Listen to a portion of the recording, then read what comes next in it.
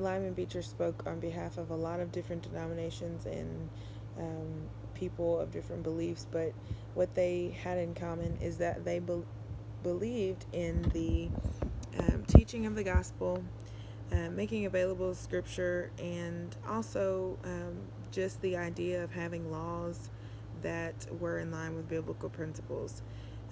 With the westward expansion that was occurring in America during this time, um, Christianity was slowful in moving along as rapidly as that expansion. So it made the Christianizing of the Western regions a priority and almost an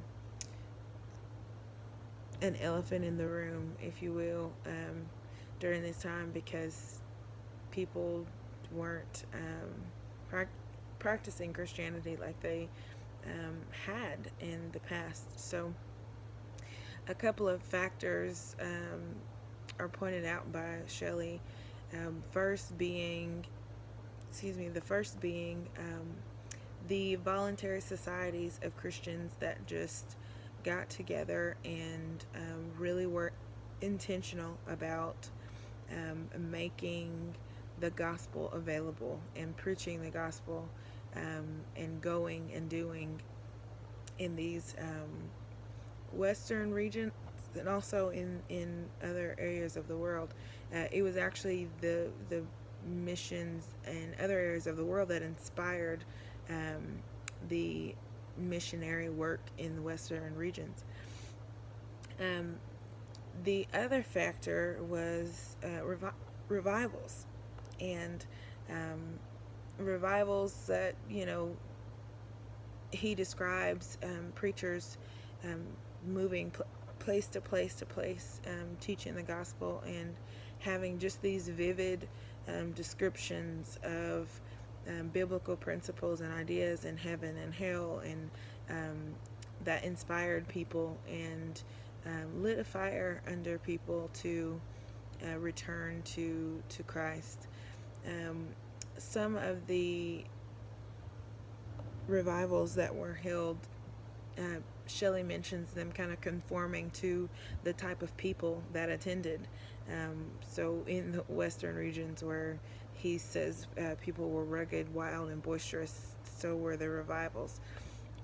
Some denominations did not agree with the idea, and maybe do not agree still today, with the idea of the revival, but they still are part of church culture and practice today, and they still persisted to be part of practice in this time period as well.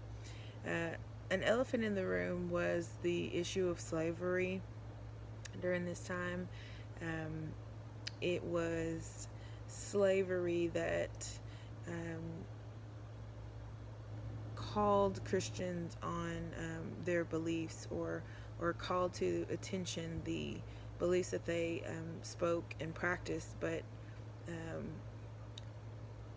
ever on their conscience of whether or not it was in line with the gospel to have slaves. In short, after slavery was ended, the black church became part of the Christian scene, I guess, if you will, and still persists to have their own culture and practices today. But thought it was very interesting that the during the time of slavery, I guess I'll go back and backtrack. During the time of slavery, the black preacher was of special significance because he was able to influence the rest of the body of slaves to see freedom as death, and see death as the gateway to heaven. Whereas here on earth, the average Christian may be able to see that as still seeing it as heaven as well, but in a sense, these slaves experience kind of almost hell on earth in some senses. So I thought it's very interesting that idea was pressed in that manner.